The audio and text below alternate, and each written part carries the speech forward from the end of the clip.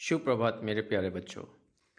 आज हम स्पर्श पुस्तक का गद्य खंड का पाठ अब कहाँ दूसरों के दुख से दुखी होने वाले पढ़ेंगे।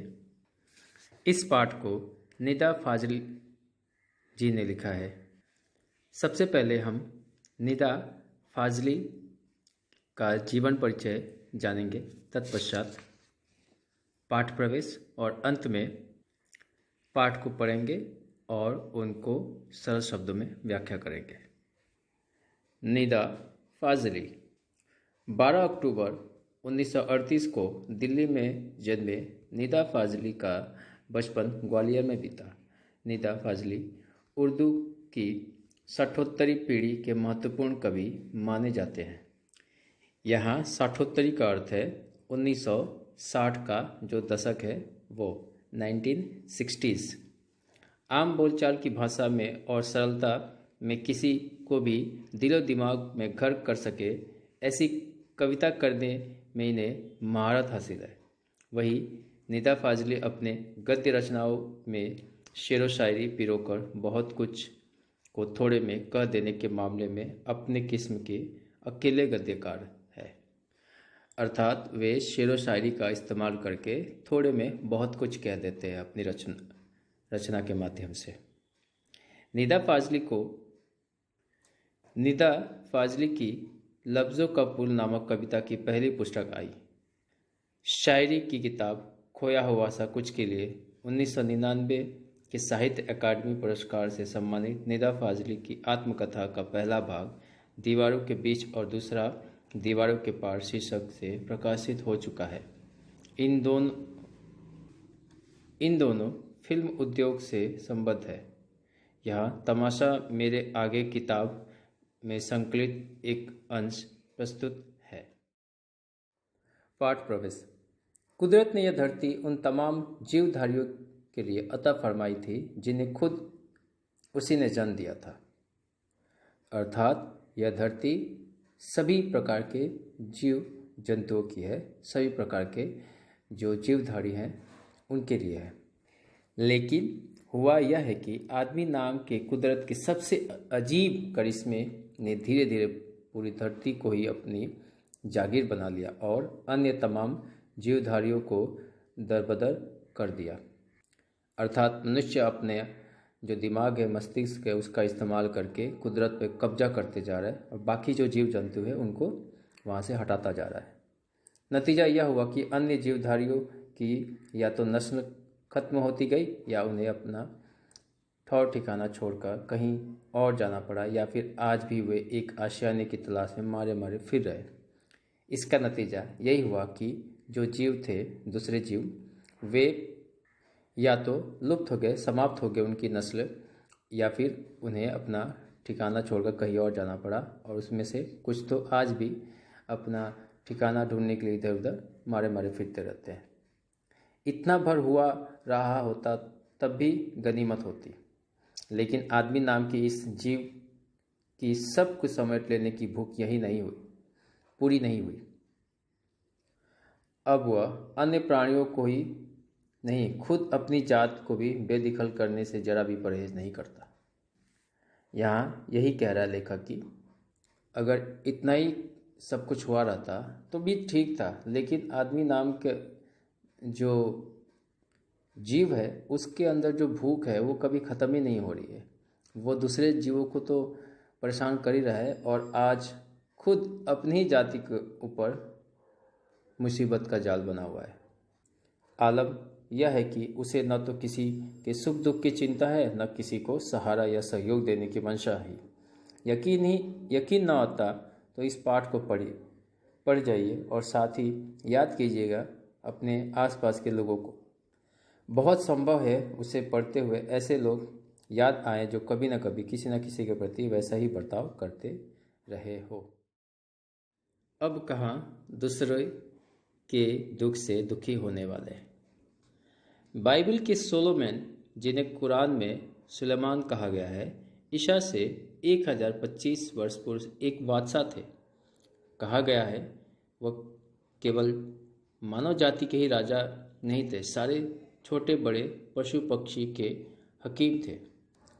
यह लेखक यही कहना चाहता है कि बाइबल में जिन्हें सोलोमन के नाम से जाना जाता है, उन्हीं को इस्लाम में, कुरान में सुलेमान के नाम से जाना जाता है, जो ईसा पूर्व बिफोर क्राइस्ट 1025 वर्ष पूर्व के एक बादशाह थे। ऐसा कहा जाता है कि वे केवल मानव जाति अर्थात इंसानों के ही राजा नहीं थे, बल्कि जितने भी छोटे बड़े पक्षी थे, पशु पक्षी थे, उनके भी हकीम थे अर्थात डॉक्टर थे। वह इन सब की भाषा जानते थे। एक दफ़ा सुलेमान अपने लश्कर के साथ एक रास्ते से गुजर रहे थे। रास्ते में कुछ चींटियों ने घोड़ों की टापों की आवाज़ सुनी तो डर कर एक दूसरे से कहा, अब जल्दी से अपने विलो में चलो, फौज आ रही है। सुलेमान उनकी बातें सुनकर थोड़ी दूर पर रुक गए और चींटियों से बोले, घबराओ नहीं, सुलेमान को खुदा ने सबका रखवाला बनाया है। मैं किसी के लिए मुसीबत नहीं हूँ, सबके लिए मोहब्बत हूँ। चींटियों ने उसके लिए ईश्वर से दुआ की और सुलेमान अपनी मंजिल की ओर बढ़ गए। लेखक कह रहे हैं कि सुलेमान जो है वे सबकी भाषा जानते थे। एक बार वे अपने साथियों के साथ रास्ते से गुजर रहे थे। रास्ते में कुछ चींटियाँ थी। उन्होंने जब घोड़े के टापों की आवाज़ सुनी तो वो डर गई और एक दूसरे से कहने लगी कि अपने अपने विलों में जल्दी से चलो, फौज आ रही है, हमें कुचल कर चली जाएगी। लेकिन उनकी बात सुलेमान ने सुन ली और वे चींटियों से थोड़ी दूर पर खड़े थे और उनसे कहा कि घबराओ मत, सुलेमान को ईश्वर ने, खुदा ने सबका रखवाला बनाया है। मैं किसी के लिए मुसीबत नहीं बनने वाला हूँ। मैं सबके लिए मोहब्बत का पैगाम हूँ। मैं प्यार से रहने में विश्वास करता हूँ। यह सुनकर चींटियों ने उनके लिए ईश्वर से दुआ की और सुलेमान अपनी मंजिल की ओर बढ़ गए, जैसा कि चित्र में देख सकते हो। अगला अनुच्छेद, ऐसी एक घटना का जिक्र सिंधी भाषा के महाकवि शेख अयाज ने अपनी आत्मकथा में किया था। उन्होंने लिखा था कि एक दिन उनके पिता कुएं से नहाकर लौटे। माँ ने भोजन परोसा। उन्होंने जैसे ही रोटी का कौर तोड़ा, उनकी नज़र अपनी बाजू पर पड़ी। वहाँ एक काला चिमटा रेंग रहा था। वह भोजन छोड़कर खड़े हुए।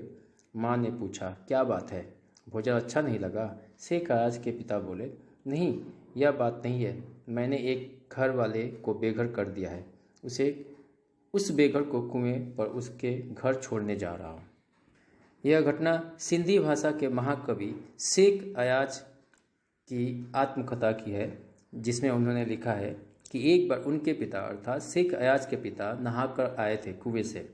माँ ने भोजन परोसा और जैसे ही वो रोटी का कौर तोड़ा तो अपनी बाजू पर देखे तो उनको एक काला चिमटा वहाँ पर दिखाई देता है।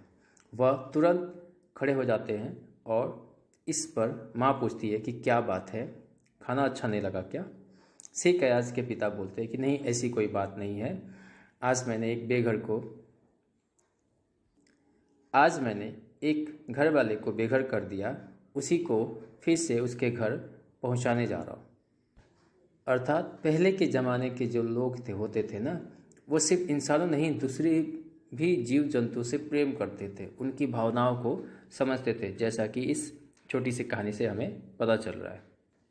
अगला अनुच्छेद, बाइबल और दूसरे पावन ग्रंथों में नूह नाम का एक पैगंबर का जिक्र मिलता है। उनका असली नाम लश्कर था, लेकिन अरब ने उनको लूह के लक़ब से याद किया। वह इसलिए कि आप सारी उम्र रोते रहे। इसका कारण एक जख्मी कुत्ता था। नूह के सामने एक बार एक घायल कुत्ता गुजरा। नूह ने उसे दुत्कारते हुए कहा, दूर हो जा गंदे कुत्ते। इस्लाम में कुत्तों को गंदा समझा जाता है। कुत्ते ने उसकी दुत्कार सुनकर जवाब दिया, न मैं अपनी मर्जी से कुत्ता हूँ, न तुम अपनी पसंद से इंसान हो। बनाने वाला सबका तो वही एक है। यहाँ लेखक यह कहना चाहता है, बाइबल और जितने भी दूसरे पावन ग्रंथ है उसमें नूह नाम का एक पैगंबर का जिक्र मिलता है।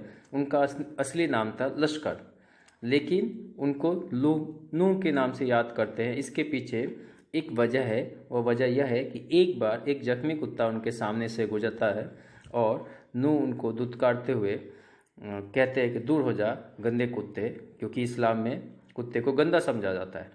इस पर वह कुत्ता उनको जवाब देता है कि ना मैं अपनी मर्जी से कुत्ता हूँ और ना तुम अपनी पसंद से इंसान हो। बनाने वाला तो सबका वो ऊपर वाला है, ईश्वर है।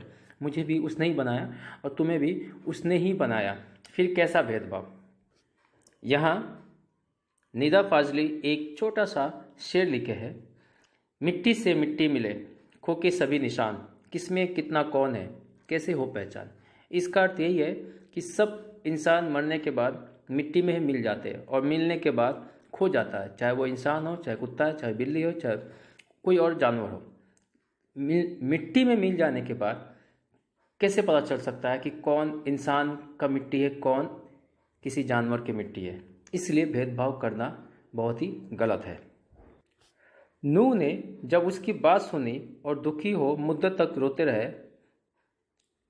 जब नूह ने उस कुत्ते की बात सुनी तो बहुत देर तक वह रोते रहे। महाभारत में युधिष्ठिर का जो अंत तक साथ निभाता नजर आता है वो भी प्रतीकात्मक रूप से एक कुत्ता ही था। सब साथ छोड़ते गए तो केवल वही उसके एकांत को शांत कर रहा था। यहाँ पर जो कुत्ते का जिक्र किया गया वो और कोई नहीं, यमराज का ही रूप था। मेरे प्यारे बच्चों, आज की कक्षा में इतना ही। धन्यवाद। सबका दिन शुभ हो।